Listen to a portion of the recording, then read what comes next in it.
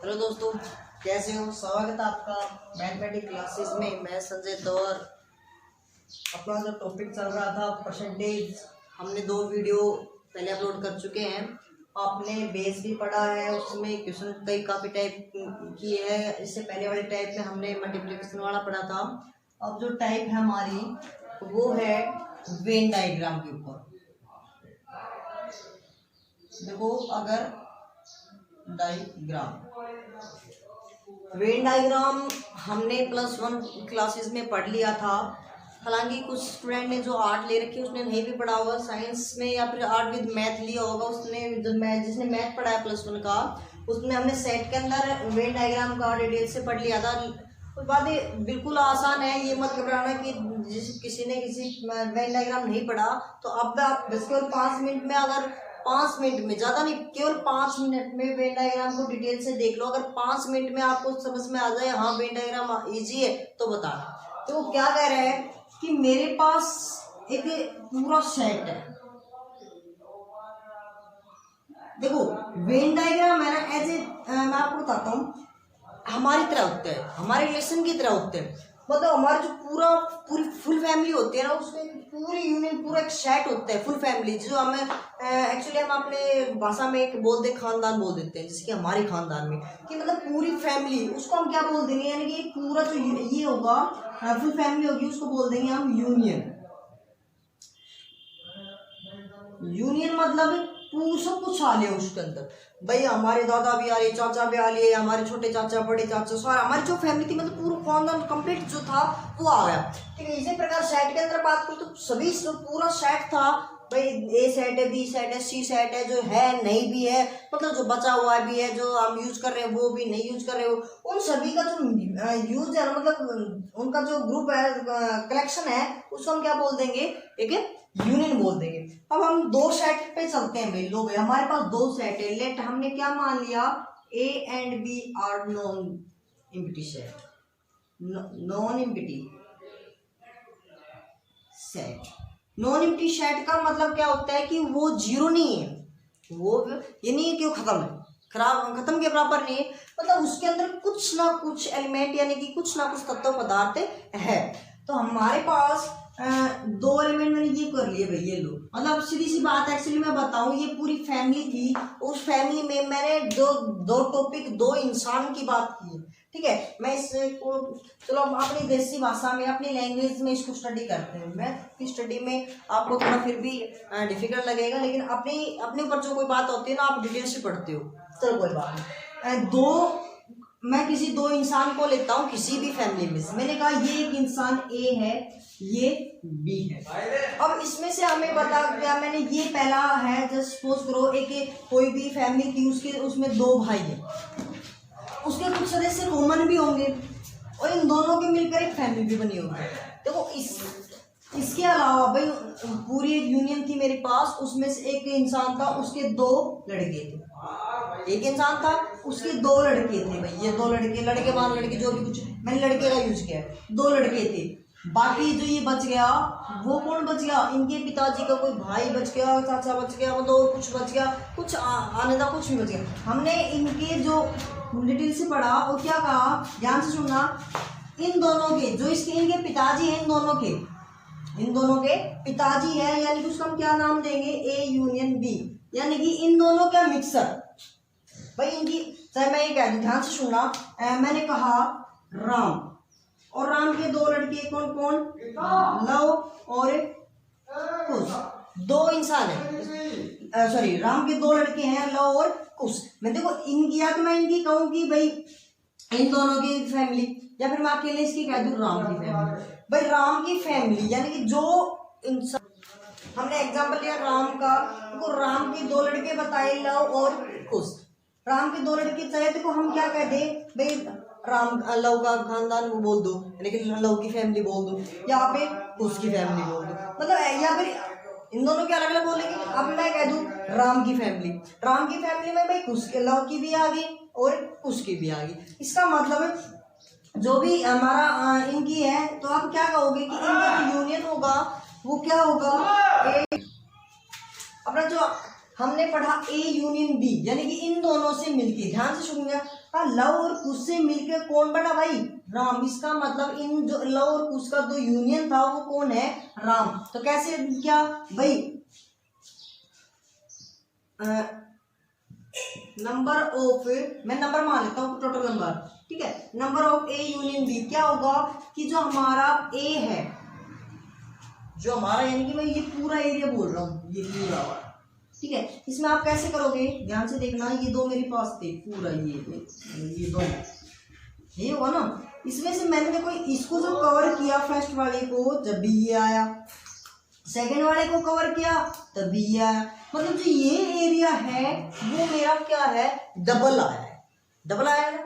उसको तो मैंने क्या नाम दे दिया? चलो इसको नाम दे देता हूँ इंटरसेक्शन। क्या नाम दे देता हूँ? इंटरसेक्शन। इंटरसेक्शन का मतलब है इन दोनों में कॉमन।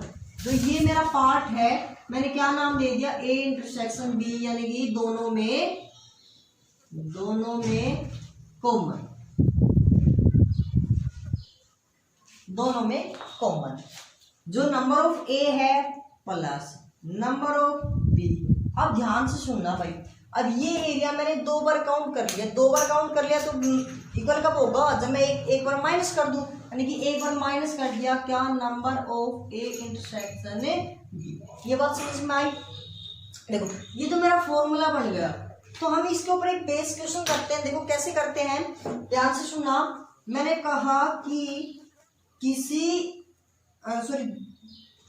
विद्यालय में लड़के हैं वो 18 लड़के हैं वो क्या करते हैं? हिंदी बोलते हैं। और जो लड़की है 20 लड़की को क्या बोलती है हमारे पास? इंग्लिश बोलती है। और कुछ विद्यार्थी, सॉरी लड़के नहीं, लड़के ही कर लो, सॉरी लड़के कर लो या फिर आप छात्र कर लो ना, टोटल लड़की का कोई मैटर ही नहीं रहेगा, ठीक है। छात्र, कुछ छात्र तो 18 क्या बोलते हैं? 18 छात्र हिंदी बोलते हैं, 20 छात्र इंग्लिश बोलते हैं। और हमें कुल निकालना है। और जो छात्र है कुछ ऐसे छात्र भी हैं, जैसे मैंने मान लिया 5 ऐसे छात्र भी हैं जो दोनों बोलते हैं, तो हमने क्या निकालना है? कुल छात्र निकालना है भाई। लो भाई, उस स्कूल के अंदर या उस क्लासरूम के अंदर क्या निकालना? हमने छात्र निकालना है। एक क्लासरूम में 18 छात्र हिंदी बोलते हैं और 20 छात्र इंग्लिश बोलते हैं और 5 छात्र जो हिंदी भी बोलते हैं और इंग्लिश भी बोलते हैं। और हमने क्या निकालना है? कुल छात्र निकालना है। ध्यान से देखिए, मैंने या तो वेन डायग्राम बना लो या फिर इसको फॉर्मूले में रख लो। देखो मैं एक फॉर्मूले से कर रहा हूँ, वेन डायग्राम कर रहा हूँ। अगर वेन डायग्राम समझ में आ गया तो वेन डायग्राम से ही आपको सॉल्यूशन करना है, क्योंकि इससे टाइम बचेगा। फॉर्मूले में थोड़ा सा टाइम लग जाएगा। देखो मैं दोनों करा रहा हूँ। फॉर्मूले में क्या करें? ए यूनियन बी, मतलब हमने टोटल निकालना है, ठीक है।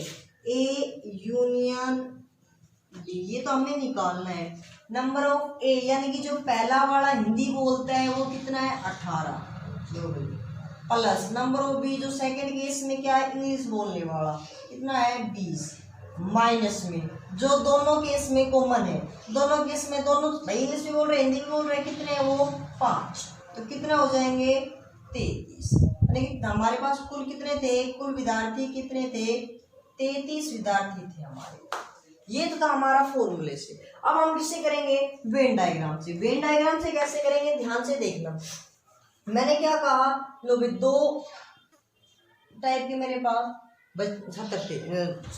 दो टाइप के केस था, एक हिंदी बोलने वाले और एक इंग्लिश बोलने वाले। चलो ये तो मैंने हिंदी मान ली, ये हिंदी बोलने वाले भाई, ये इंग्लिश बोलने वाले। पूरे हिंदी बोलने वाले पूरे कितने हैं? 18। इंग्लिश पूरे बोलने वाले कितने हैं? 20। और जो इंटरसेक्शन दोनों बोलने वाले ये कितने हैं? 5। ध्यान से सुनना। अब इसमें से आपको फॉर्मूले बनाना मैं खुद सिखा रहा हूँ। देखो कैसे सीखते हैं हम, इसमें बस केवल आप ये वेन डायग्राम माने ये कंप्लीट कर लो, सीधा लास्ट में आंसर लिखना है। फिर कैसे? मैंने कहा कि हिंदी बोलने वाले 18 हैं, हिंदी बोलने वाले 18 हैं, इंग्लिश बोलने वाले 20 है और दोनों में जो बोलने वाले हैं वो 5 है।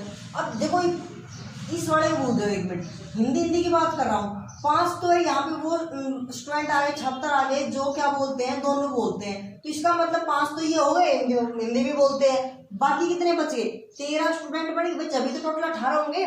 अब ऐसे इसको बात करो, लो भाई इसको बात कर रहा हूँ, 5 तो स्टूडेंट ये रहे, 20 बनाने हैं, तो यहाँ पे कितना आ जाएंगे फिर 15 स्टूडेंट भाई, 5 ये रहे 15 ये, तभी तो 20 स्टूडेंट होंगे, ये 18 स्टूडेंट होंगे, ये 13। अब देखो अगर मेरे पास यहाँ पे कुल कह दे, अब भाई कुल ही तो पूछा था, तो कुल कर दो, 15 5 20 और 13 33। ये तो था हमारे पास कुल। यहीं पे आ जाए केवल हिंदी बोलने वाले, केवल हिंदी और केवल इंग्लिश बोलने वाले, ठीक है। और ऐसे भी केस आएगा जो इंग्लिश नहीं बोलते हो, इंग्लिश नहीं बोलते हो या हिंदी बोलते हो, ठीक है। अब देखो केवल हिंदी, इसका मतलब इंग्लिश का कोई वर्ड नहीं होना चाहिए, इंग्लिश का कोई छात्र नहीं होना चाहिए भाई। हिंदी का ये रहा, हिंदी का देखो ध्यान से देख लो, ये जो था इतने इतने, इसमें हिंदी भी बोल रहे थे इंग्लिश भी बोल रहे थे, इसका मतलब यहाँ पे तो इंग्लिश के बच्चे हैं, तो मतलब ये वाला एरिया माइनस कर दो। अब ये वाला एरिया माइनस करने के बाद ये कितना बच गया, कितने स्टूडेंट बच गए मेरे पास 13, तो आंसर कितना आ गया हमारे पास 13। क्या करें, केवल इंग्लिश बोलने वाले भाई, केवल इंग्लिश की बात कर रहे हैं, इसको रख लो, कितना बच गया यहाँ पे 15। ध्यान से सुना, जो इंग्लिश नहीं बोलते हो, इंग्लिश नहीं बोलते हो, इसका मतलब इंग्लिश नहीं बोलेगा तो क्या बोलेगा, दूसरी लैंग्वेज हिंदी, और हमने केवल हिंदी बोलने के लिए अभी भी जस्ट निकाला था, ठीक है। इस टाइप से हमारे दोस्तों देखो अभी तक हमने बेस पढ़ा, अगली जो टाइप है वो अपनी आय के ऊपर है कि कोई भी कैंडिडेट है वो कितना कमाता है, कितना खर्च करता है, कितना बचाता है, कितना सेविंग करता है, मतलब। और आपको छोटी सी बात नोट जो करने की है वो क्या है, जो हमारी आय है ना वो क्या है, हमारी आय, हमारी जो जरूरत यानी कि खर्च है, हम जो जितने खर्च करते हैं वो प्लस में और जितने बचत करते हैं उन दोनों का सम यानी कि जोड़ क्या होता है, हमारी आय होती है। इस बात को आप नोट रखना, ठीक है। आय क्या होती है हमारी भाई, जितना हम खर्च करते हैं और जितना बचाते हैं उन दोनों का सम ही तो होता है। सपोज करो मैंने 100 रुपए कमाए, मैंने भी उसमें से 20 रुपए खर्च कर दिए, तो कितने बच गए, 80 रुपए मैंने अपने अकाउंट में डाला, 80% मैंने बचाया था। देखो अपना जो क्वेश्चन है अगला उसको पढ़ते हैं। राम अपनी आय का 50% घर की चीजों पर खर्च कर देता है और बची हुई आय में से 50% परिवहन पे खर्च कर देता है और बची हुई का 25% मनोरंजन पे खर्च कर देता है, 10% वो अपने खेल पे खर्च कर देता है। इन सब के बाद, ये करने के बाद 900 रुपए बचा लेता है, तो राम की आय बताइए। देखो मैं मान के चलता हूँ, माना जो राम की आय थी वो कितनी मानता हूँ भाई, 100 रुपए मान, 100% मानता हूँ, 100% का बात है अपने आप में। क्या करें, 50% घर की चीज में भाई, इसका 50% किया मैंने, और घर की चीज कितना, 50% कितना होगा इसका 50, बाकी कितनी बच गई भाई, फिर बाकी बच गई 50%। अभी अगर बची हुई आय का, ये बची हुई है ना भाई आय, इसमें से 50% यानी कि 50 का 50% कितना हुआ, इसका 50% करूंगा तो कितना हो जाएगा भाई, 50 का 50% 25, और 50 का 25%, 50 का 25% कितना होगा 12.5%। अब क्या कह रहे हैं कि बाकी बचेगा, यानी कि इस 50 का 10%, 10% कौन है, कितना होगा 5%। अच्छा अब अगर इन सब के बाद, अब ध्यान से सुनो, क्या कह रहा है 5% अपने पास, 50 का 50% तो 25, 50 का 25% 12.5, ठीक है, और 50 का 10% 5, 50 में से ये खुद एक 100% था अपने आप में, यानी कि 50% ये यूज हो गया, 25 ये हो गया, 10 ये हो गया, यानी टोटल कितने हो गए मेरे पास 85% है, यानी 50 का 85% यहाँ पे यूज हो चुका, 50 का 15% बच गया, 50 का 15% कितना होगा, 15 बार 75 यानी कि 7.5% है, ये मेरी क्या है बचत है। और बचत इसने एक्चुअली कितनी दे रखी है 900 रुपये। ले भाई तो 1% की कितनी हो जाएगी 900 बटे 7.5 इस गुणा में 100, 25 से कम सॉरी 25 या 75 भाई, सॉरी पहले 5 से काटो 15, 15 बार 75, 5 दूनी 10, 15 एक 15, 15 6 90 भाई, कितना हो जाएगा 120 क्या आ गया परसेंट सॉरी रुपए। ये तो है 1% का, मैंने कितने का चाहिए 100%। लो भाई 100% का निकाल दो, 100% के लिए क्या हो जाएगा 100 के लिए गुणा, तो कितना हो जाएगी 12,000 रुपये उसकी क्या थी आई थी राम को। इसी प्रकार अपने एक टाइप और इसी का क्वेश्चन है कि राम अपनी जो आय का 75% क्या कर देता है खर्च कर देता है, फिर क्या कहता है उसके खर्च में 20% बढ़ोतरी होती है और जो बचत है उसकी उसमें 10% बचत करता है। ठीक है, आगे क्या कह रहा है सॉरी क्या कर रहा है अपने राम की जो आय में 20% बढ़ोतरी कर रहा है और खर्च में 10% बढ़ोतरी कर रहा है। अब कह रहे बचत में कितने परसेंट बढ़ोतरी या घटोतरी जो भी क्या प्रभाव पड़ेगा। देखो हमें अभी एक फॉर्मूला पढ़ा कि जो राम आय होती है वो क्या होती है खर्च और बचत का सम होती है। ठीक है भाई, मैंने मान लिया राम की 100% आय 100 रुपए आय थी, फिर क्या करें जो उसकी उस पे जो उस टाइम क्या थी फिर खर्च कितनी थी 75 रुपए, 75 रुपए खर्च थी तो भाई बचत कितनी आ गई 25 रुपए की बचत होगी। ठीक है, अब फिर आय का 20% बढ़ जाता है, इसका 20% बढ़ गया भाई, 20% बढ़ाएंगे तो कितना हो जाएगा 120 और क्या कह रहे हैं इसमें 10% बढ़ गया। जब 75 में 10 बढ़ गया भाई कितने यानी कि 10% आय का 10% बढ़ा है तो कितना हो गया 85। अब ये करें कि इस पे क्या इफेक्ट पड़ा, इस पे क्या इफेक्ट सॉरी भाई क्या करें 75 का 10%, 75 का 10% करो भाई कितना हो जाएगा 0 यानी कि 7.5 रुपए, 7.5 रुपए और बढ़ गए, पहले 75 था 10% बढ़ गया ना सॉरी ये बोल रहे 10% बढ़ गया और बचत भी बढ़ गई।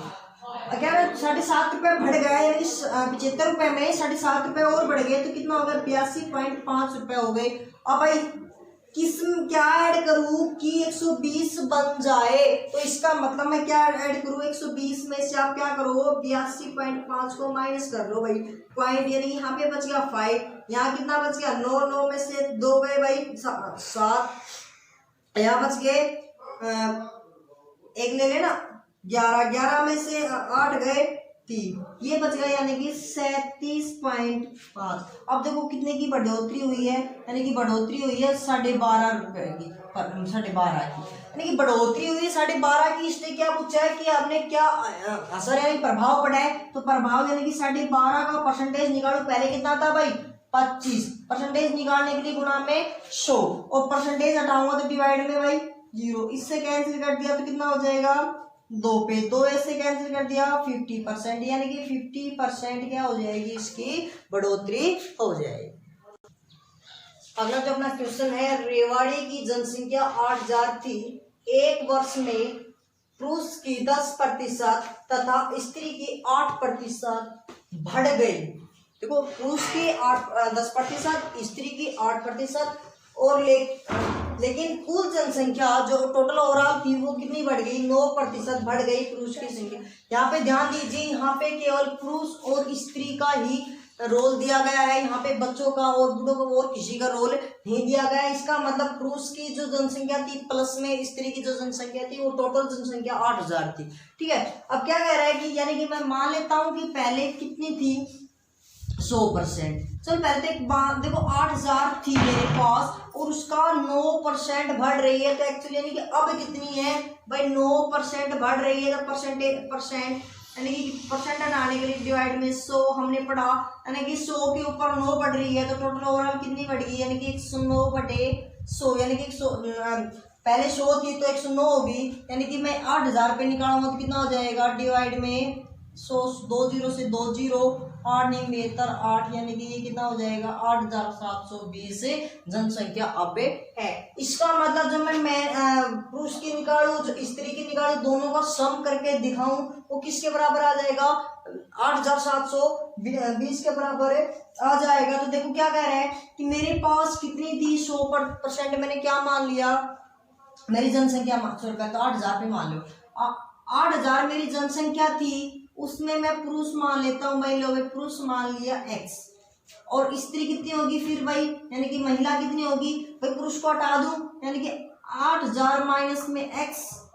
अब क्या करें पुरुष का कितने परसेंट बढ़ गया 10% बढ़ गया भाई 10% बढ़ना का मतलब क्या होता है यानी कि 10/100 यानी कि 100 पे 10 बढ़ रहा है अगर मैं कैंसिल करूँ तो कितना हो जाए 11/10 ऐसा भी कर सकता हूँ या फिर काटो तो आपकी मर्जी ना काटो तो भी आपकी मर्जी। मैं नहीं काट रहा क्योंकि मेरे को बाद में आसानी हो जाएगी। देखो 100 पे 10 बढ़ गया यानी कि 110/100 इसका 110/100 हो गया भाई ठीक है। और इसका कितना होगा इसका 8% यानी कि मैं 8% बढ़ाऊंगा तो कितना हो जाएगा 108/100 यानी कि अब जो दोनों की जो जनसंख्या आई है ये भी तो जनसंख्या बढ़ के आई है ये भी जनसंख्या बढ़ के आई है बढ़कर दोनों का जो सम है ओवरऑल बढ़कर आ जाएगी। ओवरऑल बढ़ के कितनी होगी मेरे पास 8,720 जनसंख्या होगी यानी कि आ जाएगी 110/100 प्लस में मैंने इसकी मल्टीप्लाई करवा दी तो ये आ जाएगा 2 जीरो से 2 जीरो यानी कि 8×64 सॉरी 8×8 माइनस में 108/100 x बराबर 8,720 जो 8,640 थे वो उधर जाके माइनस में हो जाएंगे। ध्यान से देखना ये x था साथ में एलसीएम 100 और 110 में इस x में से 108x गए तो 2x बराबर इसको उधर करूंगा तो कितना हो जाएगा माइनस कर दिया 8,640 तो कितना हो जाएगा 80 ठीक है। तो उधर जाएगा यहाँ पे बचेगा 50 भाग में बढ़ जाएगा गुणा में कितना हो जाएगा भाई 80 गुणा में 50 यानी कि 4,000 मैंने पुरुष की मानी थी और स्त्री की भी कितनी हो जाएगी 8,000 माइनस 4,000 ये तो था मेरे पास है। मैंने बेसिक तरीका कराया अब कराऊंगा मैं आपको थोड़ा इजी तरीके से ट्रिक से। देखो क्या करें हमारे पास जो पुरुष दिया हुआ है और स्त्री दी हुई है यानी कि पुरुष बढ़ रहा है 10% स्त्री भी बढ़ोतरी। देखो हम जो ये डाटा कर रहा हूँ ना मैं एडिशन मेथड इसका मतलब इसमें एक ही चीज होनी चाहिए। देखो पुरुष की जनसंख्या बढ़ रही है इसमें तो इसमें भी बढ़ रही है कितनी भाई 8% और यहाँ का मतलब होता है ओवरऑल यानी कि दोनों पे तो दोनों पे यानी कि ओवरऑल हमारे पे क्या बढ़ रही है 9% बढ़ रही है। लोग इसका यूज कैसे करते हैं ध्यान से देखो यानी कि एक संख्या बढ़ेगी एक संख्या घटेगी। यहां से देखो ये क्या हो रही है एक बढ़ रही है एक बढ़ रही है और यहां से ये क्या हो रही है इधर एक बढ़ रही है। लोग तो अब क्या कह रहा है क्या आप इधर से करोगे तो इधर से 9 में से 8 एक घट रही है ठीक है कोई बात नहीं। क्या करें एक था एक तो और हमारे पास कितनी यूनिट होगी 2 यूनिट भाई 1 यूनिट तो मेरे पास पुरुष की बढ़ी 1 यूनिट किसकी बढ़ी स्त्री की बढ़ी टोटल यूनिट कितनी बढ़ेगी 2 यूनिट। हमारे पास देखो 1 यूनिट ये रही 1 यूनिट ये रही तो टोटल यूनिट हमारे पास टोटल जनसंख्या कितनी है 8,000 यानी कि ये वैल्यू किसकी है हमारे पास 8,000 1 यूनिट की कितनी आ गई 4,000 भाई आप ये निकाल दो या फिर हम ऐसे नहीं निकालना चाहते तो ऐसे कर लो भाई हमारे पास 2 यूनिट की आ गया यानी इनका जो अनुपात है वो कितना है 1:1 के अंदर है। हम जो पुरुष की निकाले तो क्या हो जाएगा 1 डिवाइड में दोनों का सम कितना है 2 मल्टीप्लाई में टोटल कितनी जनसंख्या 8,000 लोगे 8,000 इसका कर दें तो 4,000 यानी कि 4,000 तो मेरे पास पुरुष आ गए 4,000 इधर से करूँगा 1/2 इंटू 8,000 यानी कि कितना आ जाएगा 4,000 ही मेरे पास क्या आ जाएंगे स्त्री की संख्या आ जाएगी ठीक है। ये तो था हमारा पुरुष और सॉरी जनसंख्या पे पुरुष और स्त्री का बढ़ाव चढ़ाव का क्वेश्चन। देखो अगले टाइप का क्वेश्चन है वो है अपना एक सेलमैन को कुल बिक्री का 12% कमीशन मिलता है भाई वो उसको बोल दिया गया कि आप इतना आप बिक्री करो या कुछ भी करो जो भी बिक्री करता है उसका 12% उसको कमीशन मिलता है। अच्छा और उसको एक बात और कही गई क्या कि 5,000 से ऊपर आपने बिक्री की भाई, अगर आपने देखो 5,000 तक तो की तो आपने उसका 12% मिलेगा, चाहे आपको बिक्री करे 100 रुपए की, 5 रुपए की, 10 की, या करे 5,000 की, या करे 4,999 की, तो आपको मिलेगा 12%। अगर इसे आप ऊपर करते हो तो जो बाकी पे ना, इससे ऊपर करते हो बाकी पे क्या करता है 1% बोनस मिलता है। और अगर वो क्या करता है, जो कुल उसकी जो आमदनी है ना, यानी कि जो 5,000 पे मिला के वो भी, और 5,000 से जो ऊपर जो भी उसने आमदनी मिली वो जो कमीशन मिला वो, और उन दोनों का जो टोटल कमीशन कितना मिला उसको 7,750 रुपए मिले। यानी कि मान 100% में तो 12% क्या हो रही है, किसको दे रहे हैं वो 12% कमीशन ले रहे हैं, ठीक है।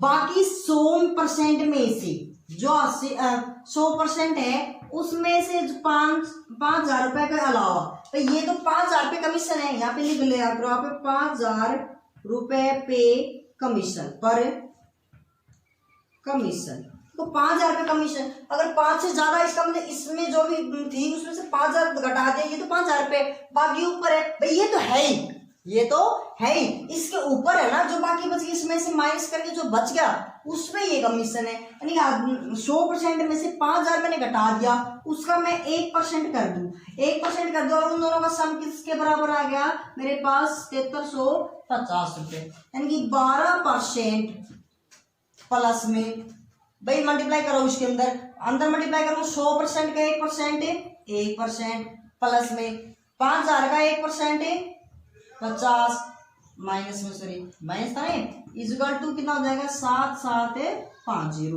ये हो जाएगा 13%। ये माइनस उधर जाएगा तो प्लस में हो जाएगा 7,800।